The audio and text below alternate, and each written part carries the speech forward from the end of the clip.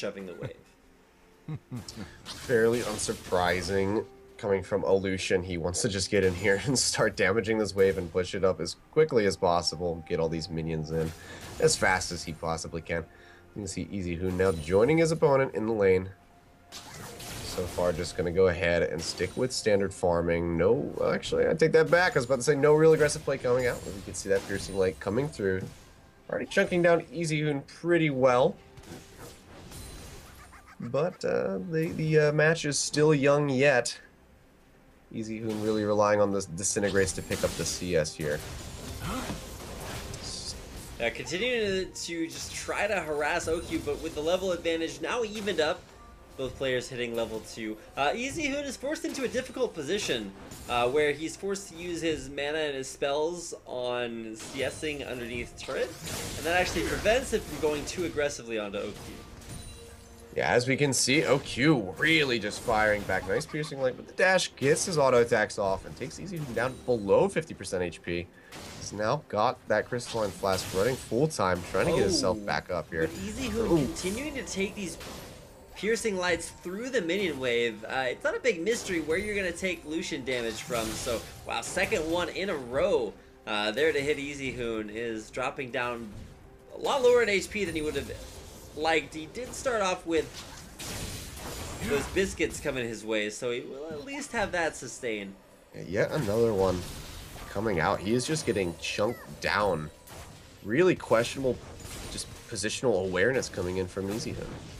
Basically handing this harass over to him. Yeah, exactly. As opposed to getting chunked up.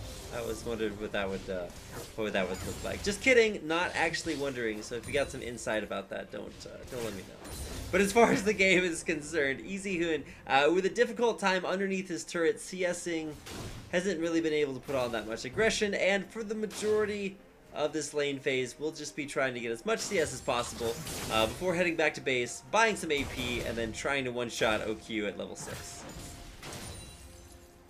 Yeah, so far, nice little lead for OQ. He's got himself up by about 8 CS. Not too substantially yet, but combined with the harass that he's getting off onto Easyhoon, which is just unrelenting, it's really setting the stage for how this match could really just end up going in his favor. Easyhoon just burning through all of his charges on that Crystalline Flask now. He'll be relying on that biscuit that he's got to keep himself up from this point forth. But mana, he is otherwise out of luck with. Just gonna have to rely on his base regen from this point forward. Now, keep in mind, in the head-to-head matchup between these two teams over the course of this regular season of Champions, it's actually a 1-0 victory for SKT. So Easyhoon would have been in a similar situation in which he beats OQ, at least in Champions. But as far as the 1v1's concerned, maybe OQ looking for a little bit of revenge and playing this lane phase very, very well, both aggressively enough to get a 10 CS lead over Easyhoon, but also not really put himself in any risk at all. Yeah, now all he's got to do is hit that 100 CS mark and he'll win the game. It's as simple as that. A little bit easier said than done, Achilles. So definitely, you know, a good formula. We'll see if he can plug the right numbers into it. And to be honest, he's most likely going to go back to base and buy at least double Doran's blades.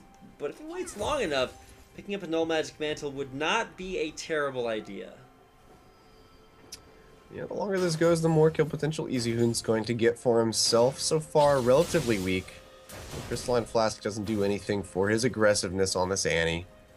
So the more AP that he can get, the better things are going to be for him. Oh, level 6 hit there. Immediate culling to come out. Nice stun counter, though. However, he does take a bit damage fired back from OQ. But gets the ultimate down.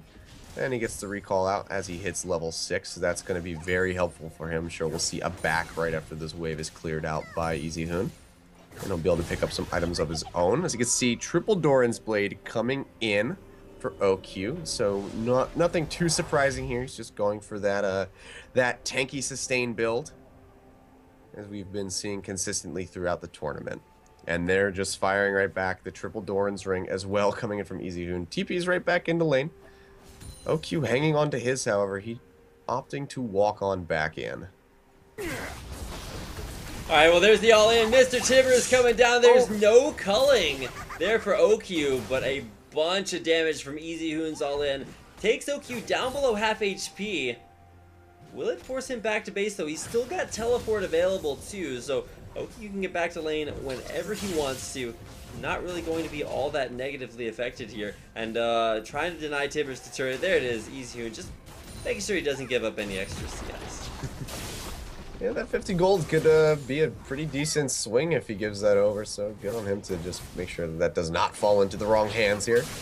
But very nice showing of damage after just the first back. But OQ making the best out of a bad situation. Gets Easyhoon chunked down a good bit, and he's forcing out the crystalline flask stacks here. Now, as far as ultimates are concerned, Easyhoon's Mr. Tibbers completely destroys OQ's culling. At the very least, Easyhoon can drop Tibbers to just tank the entire culling, and at the worst, you can cancel the culling, deal tons of damage, and just kill the guy. But now sustained fully back up to full HP. Easyhoon will have another culling coming his way. A full culling being channeled out there. Just, oh, he's gonna flash through the turret. He's taking up the turret shots. He actually doesn't take turret aggro because Easyhoon had moved too far out of the turret. Wow. Wait, just hit him. Just hit him. You can. Wait, what? He is so low. I don't understand. I'm pretty sure OQ had kill potential there onto Easyhoon, but he didn't want to auto attack, get stunned, and then lose to being stunned underneath turret. So I can kind of respect not going for the all-in underneath the turret there, because there will be other opportunities. It's not like he's going to miss any of them. Now that he is almost 20 CS ahead, I think just cresting that 15 mark right now. Yeah, but wow, what an opportunity still missed. Cautious play is always the best play in most situations, but definitely a kill that could have gotten picked by There's OQ, Mr. Tibbers coming out again. Keep in mind, with the new changes, Mr. Tibbers both gets a Molten Shield and has 300 extra move speed when it's on, so definitely going to call that guy sir. But with OQ having sustained through every single all-in so far, he's got triple Doran's blades, and CS just, it's just CS sustain, get himself back into the game. Yeah, he is up over that 10 mark. We're over 75 CS for OQ, so he's encroaching on that. Oh, nice engage coming out. Good amount of harass. This could finally force a back for OQ. He does still have the TP that he's resting on. Easyhoon's is almost back up. Still a little bit more time on it. Might be forced to go back himself as he's being taken very low. Piercing lights just ripping right through Annie. No, he's just gonna go ahead and stick around, but there's the recall. We'll have to see if he decides to go back to use the teleport back. Oh no, Rico! Wait, what? Ooh. Oh my. Okay, well, Easyhoon gets kind of caught with his hand in the cookie jar, too far away from his turret. Yeah, wow, just caught out, just right in the middle of the lane. Yeah. Nice dash forward, and nothing he can do to really get away from that. No flash up, no stun available.